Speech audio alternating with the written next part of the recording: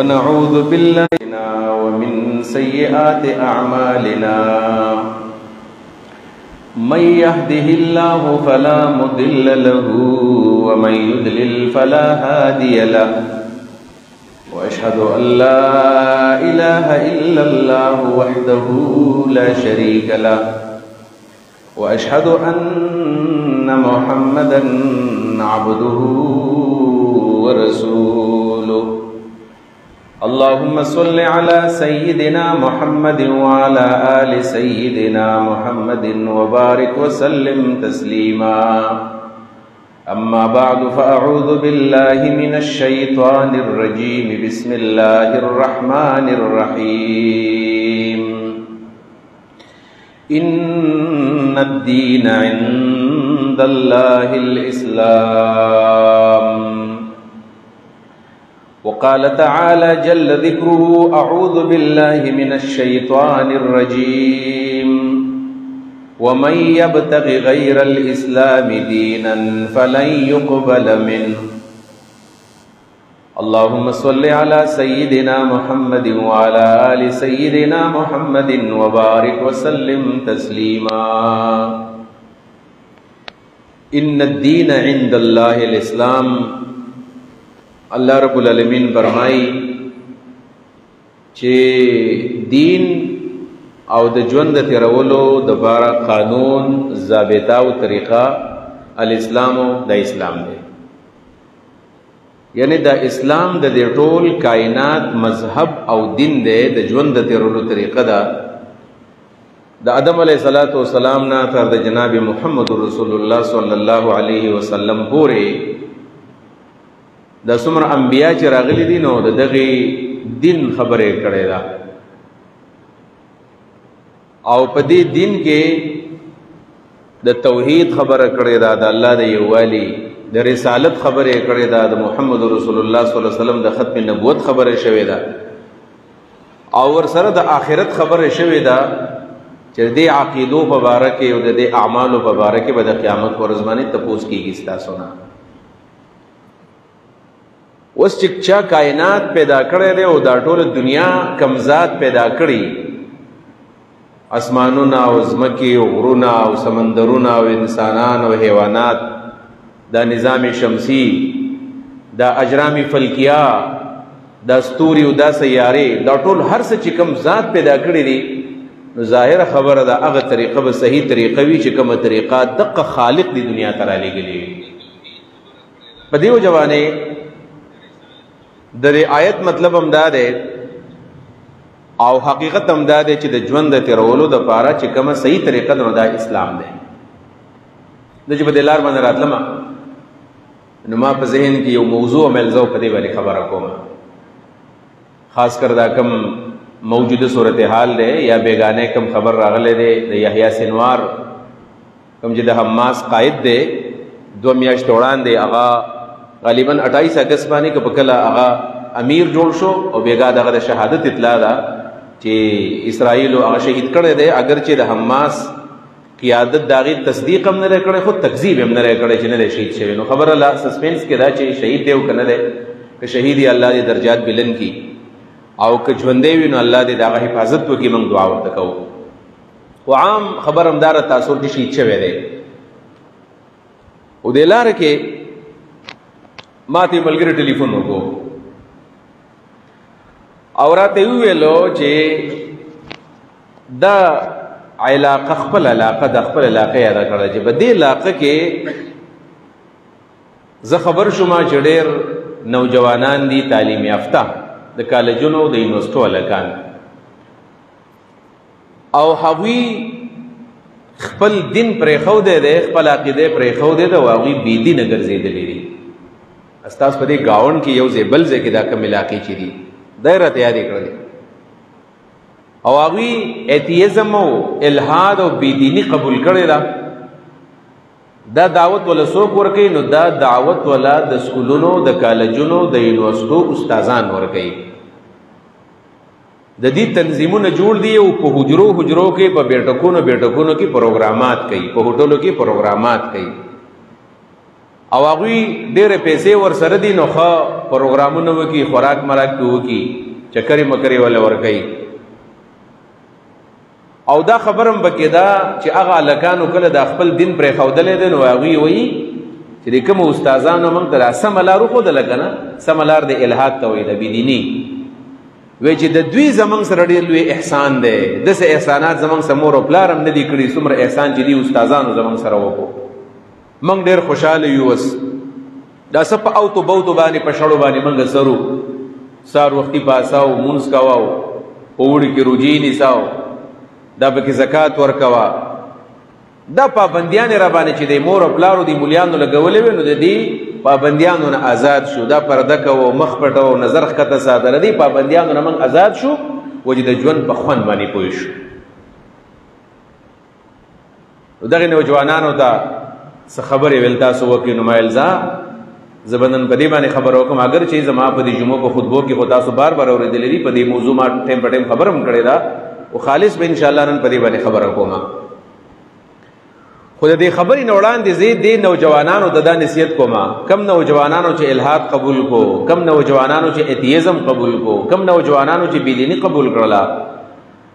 او کم نوجوانان چې هغوی اسلام ته او دین ته او مذهب ته غیر ضروری پابندیانې ویلې و چې د دې پابندو نه موږ آزاد شو، موږ صحیح طرف ته رالو. زه ورته وایم چې تاسو غلط طرف ته لاړئ، تاسو دوکه شولئ او ډېره غټه دوکه تاسو وخوړله، ډېر د تاوان سودا تاسو وکړله، ځان هم هلاکت طرف ته واچو. ځکه چې کم خالق دا کائنات پیدا کړي دي، هغه کائنات دی دنیا له یو نظام، یو قانون، یو ضابطه را لېږلې ده، او هغه ضابطه ده ان الدین عند الله الاسلام. د ژوند د تېرولو بهترینه طریقه اسلام دی، او دا اسلام ستا فطري مذهب و، دا اسلام ستا فطري قانون و، دا اسلام ستا فطري دین و. تا خپل فطرت پرېښودو، بل طرف ته لاړلې، بل طرف ته لاړلې. او دې نوجوانانو ته زه دا وایم که دا جنکۍ دي او که دا هلکان دي، ځکه جنکۍ هم دړادړ روانې دي او دارنګې هلکان هم دړادړ روان دي. بلکې بل ورځې یو تحقیق ما واورېدو چې په پښتنو کې خاص کر په دې پښتنه سیمه کې دوه غټې غټې فتنې راللې او زمونږ دا پښتانې په دې لپیټ کې واغستل. یعنی پښتانه خو فطري مسلمانانو، غیرتي مسلمانان دي، پښتانه من حیث القوم مسلمان دي. پښتنو کې بل څه شی نشته، عیسائی، یهودي او هندو سیک په پښتنو کې نشته، د بل ځنه براغلي پښتنو کې څوک داسې نشته. دا نسل در نسل دا پښتانه چې دي نو دا پښتانه نسل در نسل دا مسلمانان دي. وای دا پښتانه د تقسیم د پاره او د بېدینه کولو د پاره او چې د دین نه توجه بل طرف ته واړی، دو سازشونو د پښتنو خلاف وشول. یو سازش دا وشو چې دا پښتانه او د پښتنو دا نوجوانانې په قوم پرستۍ کې واچول. قوم پرستۍ کې څنګه واچول؟ په قوم پرستۍ کې داسې واچول چې دی پښتنو ته و چې تاسو د هر چا نه ځان آزاد کړئ. پنجابی هم استعمار دی او سندھی هم استعمار دی او عرب هم استعمار دی او دا ټول استعمار دی، او دا پښتانه تاسو د هر چا نه ځان جدا کړئ چې موږ ځان له پہچان پکار دی او ځان له صوبه پکار دی او ځان له وطن پکار دی. دا کوم اوازونه چې تاسو اورئ د قوم پرستۍ په نوم باندې موږ ته خو دا ډېر مزیدار ښکاره کېږي نه. زمام دا جذبات دي چې زموږ د پښتونستاني، زموږ د پښتونخوای، زمام زم پښتون سړی زمام دا جذبات کې دی شي. او دا نظر چې لږ مخکې بوځم نو اخوا به څه کېږي، نو دغه ځای باندې سوچ پکار دی. دا به موږ څه وکړو، موږ دا پښتانه دا به یو ګوټ ته راجمع شو، که نه چې موږ را ګوټ ته شو، موږ سیټ ته شو، موږ د خپل ملت نه جدا شو، چې موږ د ژبې په نوم باندې ځان جدا کړو، د پښتو په نوم باندې موږ ځان جدا کړو، د امت نه موږ ځان جدا کړو که نه. یو د ملت او د امت نه را جدا شو، او بیا هم د پاکستان نه را آزاد شو بیرته چې پښتونخوا او پښتونستان هم د پاکستان نه جدا کو، او د امت هم ځان جدا کو، او د پاکستان هم ځان جدا کو. نو چېرته لاړو؟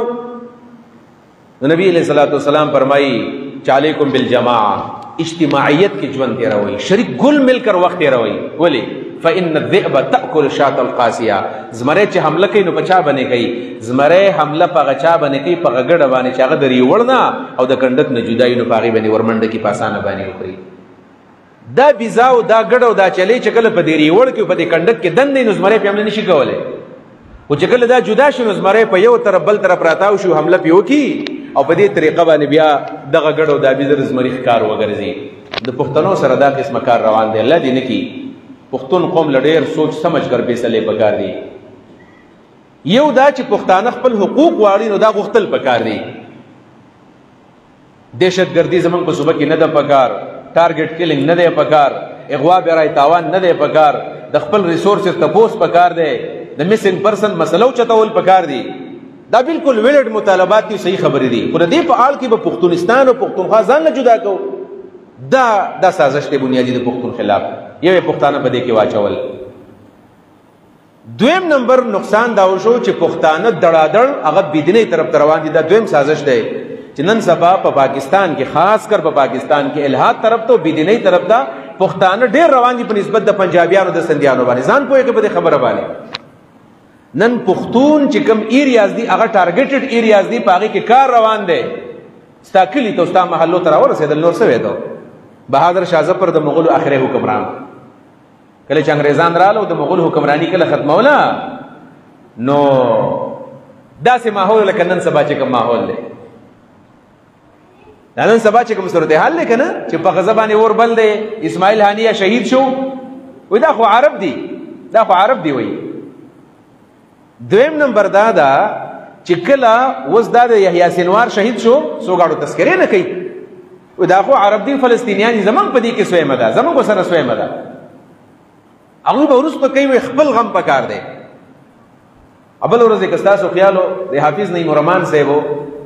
د مختلف سیاسي پارټو سره ملاقات وکړو، ویل د غزې د فلسطین د لپاره په 7 اکتوبر باندې یوم یکجهتی فلسطین یو کانفرنس کوو. وزیر اعظم پکې او صدر پکې وانی صدر کې دا ټول پارټو والا پکې شریکو، یو پارټي نیو پکې نه ونور باقي ټول پاکستان لیډرشپ هغه کې موجودو. نو مخناله مخو د پښتنو یو لیډر هغه له پکې موقع ورکړه. د پښتنو علمبردار ځان ته وای داغه چې کله مقرراله نه هغه ورته وي تاسو په دې غزه پسین ختی فلسطین پسین ختی وي د خپل خیبر پختونخوا او د بلوچستان خبر ولې نه کوي. زه ورته مشر بهشکه د پختونخوا او د خیبر پختونخوا او د بلوچستان خبره پکار ده، اوس ور په غزه کې لګېدلې ده او کله چې په دې خیبر پختونخوا کې په بلوچستان کې کله ور بل نو موږ دا आवाज کوو دا ور وجو. اوس چې په غزه کې ور بل نو هغه ور وجل غواړي. معلومیږي دا چې د اسلام رشتہ کمزوري ده. د اقبال سبق در نیر د اقبال چې کوم سبق تا ته ویلو منفعت ایک ہے اس قوم کی نقصان بھی ایک. زم الله دی بل اقبال را پیدا کی قسم دې زه خو چې اقبال دا شاعری باندې کله سوچ کوم دا واحد سره الله په دې صدې کې دا سره الله د امت د پاره پیدا کړي او پاغلاړو بل اقبال پیدا نشو. ا د پښتون خبر نه ده کړي، په خپل پنجابي د پنجابي خبر نه ده کړي، د سندي خبر نه ده کړي، ا د امت او د ملت خبره کړي. دا اسوئی منفعت ایک ہے اس قوم کی نقصان بھی ایک ہے سب کا نبی دین بھی ایمان بھی ایک، حرم پاک بھی اللہ بھی قرآن بھی ایک، کچھ بڑی بات نہیں ہوتی جو مسلمان بھی ایک. سمرخ کو لے سبق دے اور یاوی اپنی ملت پر قیاس اقوام مغرب سے نہ کر. سمرخ کو لے اشعاری اپنی ملت پر قیاس اقوام مغرب سے نہ کر. دا د مغرب فلسفه جدا ده او زمون ځان له یو سوچ دی او ځان له فکر دی. خاص ہے ترکیب میں قوم رسول ہاشمی، موږ د هاشمی رسول امتیان یو. دا دو سازشونه زما استاد غره دا د پښتون معاشره ته او دا د پښتنو نوجوانانو ذهن ته دا زهر منتقل کړل. نن کل کر تاسو نه ګورئ، کل کر نن سبا د پښتنو نوجوانان سوي اسوي چې کله پاسي کی ماو قتل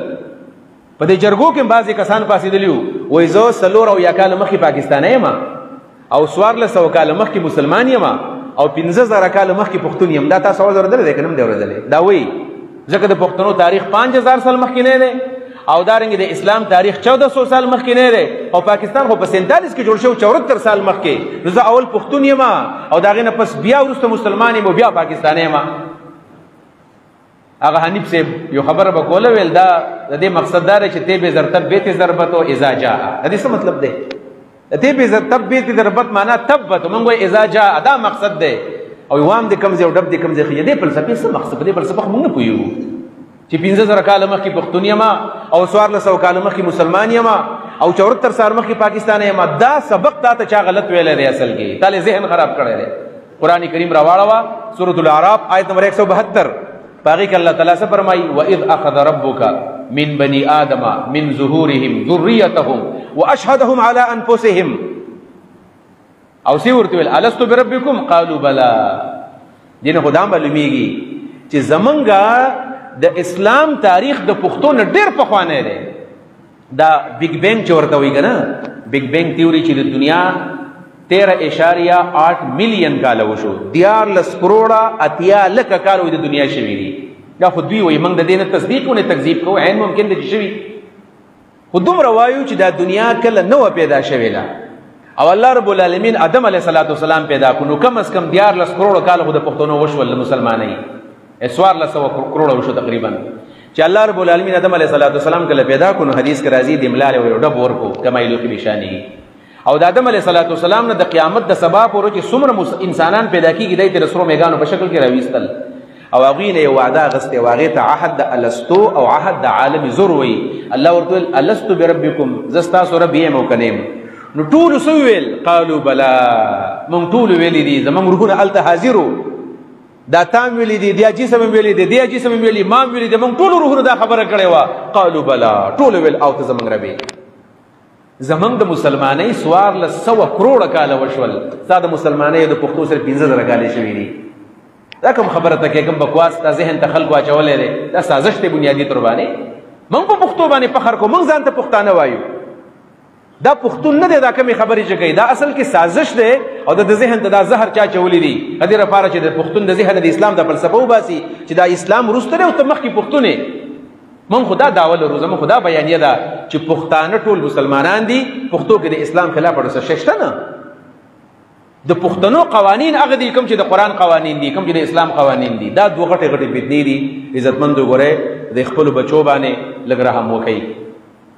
دا خپل بچي کې نه وایي. ما تر اقبال خبر داسې ښکاري چې دا خبرې کله شروع کړم، اقبال یو خبره کړې وه که نه، چې په اندلس کې او په سپین کې او په دې علاقو کې دا چې 200 کاله دي، 900 کاله حکومت پکې مسلمانانو کړی دی. هغه طارق ابن زیاد چې تللی و چې کشتۍ سېزلې وې، طارق چوبر کنارے اندلس پی نسوخ گفتن کاری تو بنگاہ خیرت خطاس دوریم از سواد وطن باز چو رسیم ترکے سبب ضرور شریعت کجا رواز خندید و دست خیش بشمشیر و برد و گفت ہر ملک ماس کے ملک خدای ماس. اس معنی دا طارق چکل لاړو اندلس ته کشتۍ وسېزلې، طارق چوبر کنارے اندلس پی نسوخ کشتۍ وسېزلې د اندلس د سمندر په غاړه باندې گفتن کاری تو بنگاہ خیرت خطاس. چا ورته ویل ته خو ډېر کمقل انسان یې، د هوښیار سړي په نظر کې ستا کار خطا دی. ویل دوریم السواد وطن باس چو رسیم، د خپل وطن د خلکو نه ډېر لرې واپس به څنګه ځو؟ او دا خو اسباب دي، ترکې سبب ازرو شریعت کجا رواست. دا اسباب پرېښودل په شریعت کې خو حرام دي. دا تا اسباب وسېزل، کشتۍ دې وسېزلې، موږ به واپس څنګه ځو؟ او ته څه ویلي وو؟ طارق ابن زیاد کشتۍ وسېزلې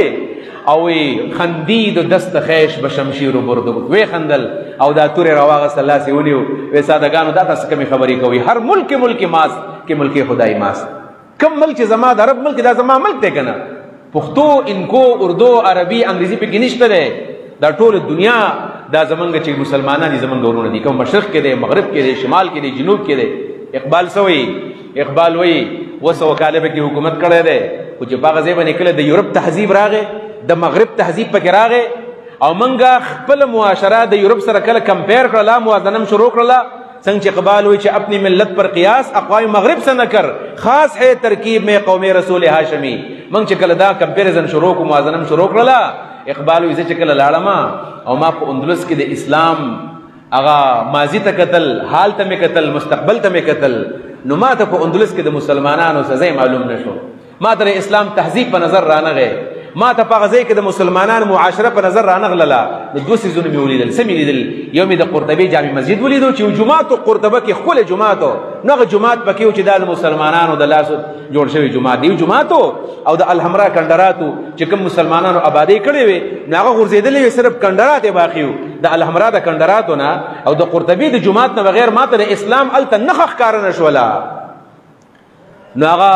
بیا چې راغلی و نو یو خبره یې وکړله چې دې قوم ته یو خبره کړې وه. دا ما او تا چې دا نوجوانان ماښام کله فیسبوک ته کینو که نه، دا مې کالج کې پرون او بل پرون لکانو ته دا خبرې وکړلې. دا د بړستن دا سکالران نه دي د کمبل او د بلستن سکالرانو زه وایم دا چې کله ماښام بلستن کې سملی او په کمبل کې سملی او د غټه ګوته دا د کمبل لاندې کی او فیسبوک راوالی او مولا ښکته او مولا پورته لکه دی مولا تا ته څه ویلي دی ولې څه چللی دی مولا خو ستا د مور نکاح تړلې وه ستا د پلار نکاح تړلې ده ستا نکاح تړلې ده ستا د نیکه نکاح تړلې وه ته چې پیدا شوې ستا په دې غوږ کې اذان ویلی و ستا پلار ته اذان ویلی و ته چې مړ شي جنازه د باندې دا کوي یعنی د ستا سره څه دشمني دی ته په دې مولا پسې لګېدلی دا به مولا پسې نه دین ښه دي دا د دین دشمنان دي خو په دین پسې څه نشي ویلی نو د دین په آړ کې مولا ټارګېټ کړي بیا دا د مولیانو دا مذاق وړاوهل هلته به د سپینه سر کټ کی او د مولوي صاحب سر د هغې په سر باندې د پاسه کېږي دا مذاق ولې وړاوه دا تهذیب ختمولو دپاره موږ ته مشن حواله شوی دی موږ ته فنډونه کېږي موږ ته اربونو ډالرې راځي خو مشران یې خوري و کشر ته وایي شا به کله وایي ته تکړه نر کارکونې زما نر تکړه سړی تکړه ولګه او دا مولیان د نه وایي چې پاتې نه شي سم یې ومږئ سم نو هغه چې راپاسې یا وایي دا مولیان په دین نه پوهېږي ما داسې خندا راشي چې مولا په دین نه پوهېږي نو څوک پې پوهېږي مولا پې نه پوهېږي زه پې نه پوهېږم دا مفتي صاحب پې نه پوهېږي نو تاسو پې پوهېږئ دا کالج یونیورسټي والا پې پوهېږي څوک پې پوهېږي بیا په دین باندې نو هغه چې راغی نو بیا یو خبره کړې وې ان غریبوں کے بچوں کو انہی مدارس میں پڑھنے دو وایي دا د غریبانان د بچي په دې مدرسو کې پرېږدوئ د مشرق په دې ادارو کې پرېږدوئ وایي ځکه وایي ما اپنی آنکھوں سے میں نے دیکھا ہے زه د خپلو سترګو آنکھو دیکھا حال ویم چې اندلس کې ما صرف د قرطبي جماعت ولیدو او هلته مې کندرات ولیدل کندرات چې بیزې پکې اوس پچې کوي غواګانې پکې غشان کوي خلک پکې ګندګیانې کوي کوم چې د اسلام عظمت رفته و نن د هغې صورت حال دا دی په دې وجه باندې عزتمندو د خپل تهذیب او د خپل فکر د خپل سوچ او د خپل معاشرې د حفاظت ذمہ داري ګوره زما او سره ټولو دا خبرې به تاسو ته ډېرې سختې ښکاره کېږي دا زه د خپل زړه اواز کوم او د زما د زړه اواز نه دا د امت اواز دی دا د غزې اواز دی دا د فلسطین اواز دی دا د پاکستان اواز دی دا د امت مسلمه اواز دی دا د 2 اربو انسانانو اواز دی کوم چې مسلمانان دي نن ټولو دیو یو سوال دی که نه یو سوال کېږي سوال دا دی چې کله د کربلا په میدان کې د رسول الله صلی الله علیه وسلم وسی 2 کسان د کربلا په میدان کې د امام حسین رضی الله عنه سره شهید کېدل نو خلک وایي د کوفې والا څه کول د بصرې والا څه کول د مکې والا څه کول د مدینې والا څه کول د شام والا څه کول دې تماشه کوله دې ته ولې نه خلاصول د یزید نه او د عبید الله بن زیاد د حسین ولې نه بچ کوو نو زه ستاسو د پوس کوم چې دا اوس په دې غزه باندې کوم اور بل د پاکستان څه کوي سعودي څه کوي ترکی څه کوي شام څه کوي مصر څه کوي عراق څه کوي دا خلک څه کوي پخوا هم تماشه کول او نن هم تماشه کوو صورتحال زما ستا مخې ته دی دا موږ تماشې والا یو اصل کې د فیسبوک غازیان یو فیسبوک باندې منکینو او امت پسې موږ خبرې کوو نقصان څه وشو نقصان دا راغی چې زموږ نوجوانان روان دي کوم طرف ته هغه لاړل دهریت طرف ته لاړل انشاءالله په دې به زه 2-3 جمعې د خبره کوم جاري به ساتم دا یو سوال زموږ نه خلک کوي نن سبا چې څه وجه ده زه بیخي د آغاز نه خبره کوم دا څه وجه ده چې زموږ نوجوانان ولې لاړ ایتیزم ته زموږ نوجوانان ولې لاړ دهریت ته زموږ نوې نسل د اسلام نه ولې متنفره دی زموږ نوې نسل د مذهب نه ولې بیزاره دی زموږ نوې نسل د شاعر اسلام ولې مذاق وړاوهي یا زموږ دا نوې نسل ولې دا د غیر دینونو متاثر کیږي او اسلام دا ورته یو کمزور ښکاره کیږي دا غي څو وجوهات دي اول نمبر وجه دا ده چې اسلام او اسلامی معاشره اسلامی تهذیب د ال غالب او چې کله اسلام ته سیاسی برتری حاصل وا کله چې د اسلام بول بالا وا کله په دنیا کې د مسلمانانو حکومتونه هندوستان کې د مغول حکمرانی وا او دا غشانی په اندلس کې طارق ابن زیاد تله ده په ترکی کې شپږ سوه 3 کاله ترکی خلافت قائمو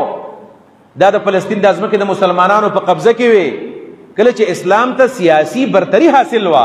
نو په هغه وخت کې چا جرأت نشو کولای چې څوک د الله د وجود نه انکار وکړي څوک د قرآن نه انکار وکړي او څوک د شاعر اسلام مذاق وړاو کی ولې داسې نه وشوي چې په سند کې کله د راجا داهر خلاف محمد بن قاسم جهاد راغلی ولې راغلی محمد بن قاسم د هغه طائف نه راغلی سعودي عرب نه طائف نه د طائف نه یو سړی را روان دی پاکستان ته او کراچۍ ته او سند ته ودلته د راجا داهر چې کوم فوج دی هغه د مسلمان خور عصمت دری کړی دا دی مسلمان خور لپټې ته په غلط نظر باندې کتل دي نن موږ طائف ته مزدوریانو لزو سعودي عرب ته روان یو او د هغه ځای نه یو شهزاده راغی د محمد بن قاسم د 18 کالو په عمر کې او پسند کې هغه جهاد کې د راجا طاهر خلاف دولي هغه کې د اسلام چتري وا او کې د اسلام تور د پاسه وا اسلام ته سیاسي برتری وا نو په سعودي عرب کې بعد کراچۍ او د پنجاب او د پیښور او د دیر आवाज په سعودي عرب کې اورېدل کېدو او ټول مسلمانان د یو چتري لاندې راجمو دا چتري زمونږ د خلکو سیلې ویوړه دا باران ما تک جاکړ ما تک زمونږ د لاس چتري وس نشتا اوس چې مونږ आवाज کو زمونږ څوک आवाज نه اوري اوس تاسو نه ګورئ دا یو خور وا او د یوې خور د عصمت د تحفظ په خاطر باندې د هغه ځای عرب رااله دلته جهاد وکړو دلته هغوی د خور تپوس وکړو ولې نن زمونږ په دې معاشره کې څومره خویندې دي د هغوی عصمت دریانې کېږي که نه کېږي تاسو وکتل که نو په قصور کې د زینب په نوم باندې 15 کاله جنۍ وه د هغې څه چې چا به د ملي وکړلو 15 کالو ماشومه وه هغې مړه کړله چا یې تپوس وکړو دا ځای په ځای باندې تاسو نه ګورئ واړه ماشومان جنکۍ دا دقه شانې دا ماشومانې بوزي او د هغې عصمت دریم وکړي او د هغې نه پس دا درندګان راولګي او مړه یې کیسته او د هغې نه وروسته بیا پولیس راولګي او هغه ته هتکړۍ واچوي او په لاکپ کې بند کې دغه لی راولي حوالات له موږ دا به پانسي کي یو څو ورځې پس چې ګورې نو هغه صاحب بهر روزي ګوتې اوچتې کړي د وکټري نشانه جوړ کړی وایي زه کامیاب شوم کامیاب تاسو نه دي کتلي د پاکستان د تاریخ د دنیا تاریخ موږ ته نه دی معلوم ګوتې اوچتې کړي وایي زه کامیاب شوم مطلب د چا مې بېعزتي م وکړله یو انسان مې مړم کو او بیا هم زه کامیاب یم دا زما څه عدالتونه دي دا زموږ عدالتي نظام دی دا ولې دا نن دا موږ یېرېږو ما یې پیر دی وکیل نه تپوس وکړو مې د زموږ د توهین رسالت د کم قانون دی په پاکستان کې که نه دا دفعه نمبر 297C 297C کومه دفعه ده چې کله څوک په پاکستان کې پیغمبر ته کنزل وکړي د پیغمبر ګستاخي وکړي د پیغمبر په شان کې څه ګډې وډې وایي نو دا سړی به پانسي کېږي د دې خلاف د یهودیان ولې لګیا دي د دې خلاف د خلک ولې لګیا دي دا قانون ولې ختمول غواړي د هغې وجه دا ده د هغې وجه دا ده چې دا انګریزان وایي انګریزان دا کوم چې د یورپ دا خلک دی وایي دوی وایي چې په دې پاکستان کې چې دی دا کم خلک وجني یا په 297C کې او یا چې دا کم سړی قاتل دی قاتل او دته دا سزای موت واورولی شي نو پاکستان کې چاته سزای موت نه ورکولی کېږي سزا ورته واورئ خو تاسو وکتو چې پاکستان کې یو کس ته سزای موت واورولی شوی دی بیا چا وجلی دی وایي دا عمر قید کې بدل شو عمر قید څه ته وایي 25 سال په جیل تېر کړي وایي او یا دا د په آخر کې راوباسي وایي دا ولې وایي دی وایي چې زمونږ د پاکستان په دې انویسټیګیشن باندې اعتماد نشته دی شرف نه دی په کار موږ له و د دې پاکستانو په دې تفتیش باندې زمونږ اعتماد نشته کېدای شي دی قصدن عمدن وله سزا ورکړي دا زمونږ مقام دی په دنیا کې دا زمونږ د پاسپورټ قدر دی او دا زمونږ د وطن قدر دی دا زمونږ د اسلام قدر دی په دې وجه باندې کله چې د اسلام بول بالا وه کله چې اسلام غالب په دنیا کې چا د ایتیزم आवाज نشو کولی چا د دهریت आवाज نشو کولی چا د الله د وجود انکار نشو کولی یو بنیادی وجه اصل کې دا ده دې دپاره به غم پکاري دا نوی نسل به دې دپاره تېرول غواړي د اسلام د نشأت ثانیه دپاره چې اسلام بیا راوچت شي د هغې دپاره محنت د زما سره ټولو ذمهداري ده یوازې د مولوي صاحب ذمهداري نه ده یو خبره دا ده دویم نمبر خبره دا ده دویم نمبر خبره چې دا موږ ورته دا لیبرلیزم نه دی لیبرلیزم ازادي او خاص کر د فنډامنټل رائټس په نوم باندې او یا د هیومن رائټس په نوم باندې چې بنیادی حقوق دي بنیادی حقوق څه ته وایي وایي د هر انسان چې کله په معاشره کې اوسېږي د هغه بنیادي حقوق دي فریډم اف ایجوکیشن دی هر سړی به تعلیم حاصلي فریډم اف سپیچ دی هر سړی به خبره کوي او دارنګې دا مختلف ازادۍ چې ورته ویلي هر سړی به ځان له ګرځېدی شي هر سړی خوراک به کوي هر سړی به څښاک کوي هر سړی ته به اکسیجن میلاویږي دا وی بنیادي حقوق دي هر چا ته میلاو دي نو په دې کې یو دی فریډم اف سپیچ یا فریډم اف سرمنی دا فریډم اف سپیچ او سرمنی دی ته وایي که یو سړی په کوم ځای کې ځان له جلسه کوي کولی شي او څوک چې څه قسمه خبره کوي دا کولی شي ازادي وله ورکړله نو خلک وایي ټیک ده که نه فریډم اف سپیچ په کار دی زمونږ په دې زمونږ د پاکستان د دستور په ارټیکل نمبر 4 کې دا مسله موجود ده باقي ده په 4 نمبر ارټیکل کې دا خبره شته چې هر پاکستانی ته فریډم اف سپیچ په کار دی نو خلک وایي ټیک ده که نه سړی خپل اواز اوچتوي که نه په چا باندې ظلم کېږي دا به اواز اوچت کړي نه جي نه د دې فریډم دپاره او د ازادۍ دپاره څه بعضې حدود پکارو حدود هغه دا ده په فریډم اف سپیچ کې او د دې ازادۍ په آړ کې خلک راولګېدل او اعتراض یې په چا باندې وکړو په الله باندې مې اعتراض وکړو وایي ما ته حق حاصل دی زه په الله باندې اعتراض کولی شم ما ته حق حاصل دی زه په قرآن باندې خبره وکړم دا د قرآن د الله کتاب دی او که نه دی نن سبا دا بحث روان دی که نه دا بحث روان دی، دا قرآن د الله کتاب دی او کنه، د الله کلام دی او کنه دی. دا خبره خلک ولي کوي؟ ازادي ملاو دی جی ازادي. هر سړی خبره کولی شي. الله دې خیر کی. خدا ازادي دې حتی لاړه لګنه بیا به سړی خپل مور او پلار نه تپوس کی چې تاسو ولې پیدا کولم، څه ضرورت زما د پیدا کولو؟ دا به کوي دا تپوس. هغه بجلیګر مولوی سیمه تقریر مثال اورېدو په لار روانو ما دې بټخېل نه یو ویډیو چا جوړ کړی دا وای کده سي وخت باندې پاکستانو پښتنو رانغه کنه اے پښتنو کدا سي وخت باندې رانغه چرتا چې تاسو د لوريانه او دا بچیانه به د کور نه وزي او د به تپوس نشي کوله د ډکی مجمع مخ کې بغړیږي د سړو په مجلس کې بغړیږي ډنګ ته بد ټینګ نه ویل کدا و نشول وي زما دا ګیره وي تاسو میتیا زبانی وینځي وي